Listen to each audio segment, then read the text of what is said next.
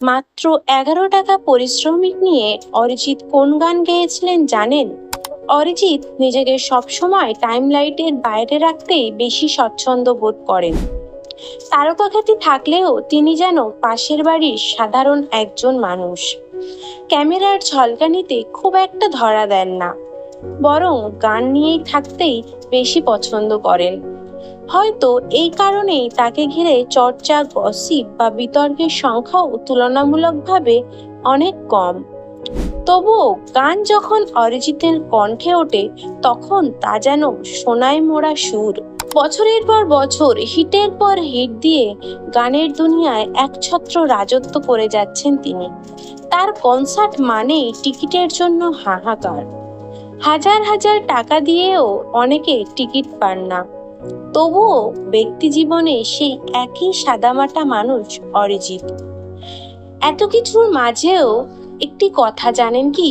মাত্র 11 টাকার বিনিময়ে একটি গান গেয়েছিলেন তিনি। সেই গানটি ছিল মন রে কৃষিকাজ জানো না, অবাধ করলে ফলতো সোনা।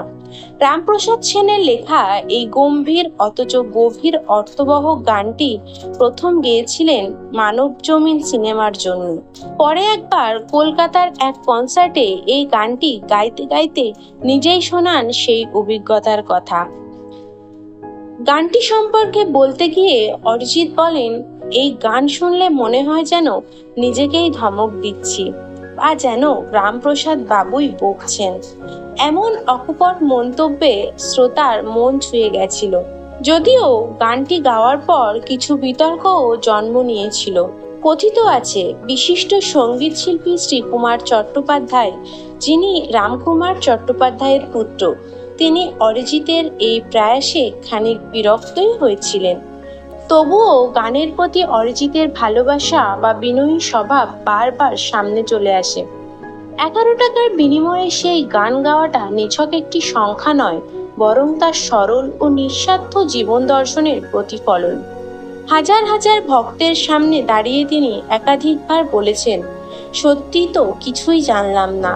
এই কথাতেই যেন ধরা পড়ে গানের বাইরে অরিজিৎ সিংকে একজন মাটির মানুষ।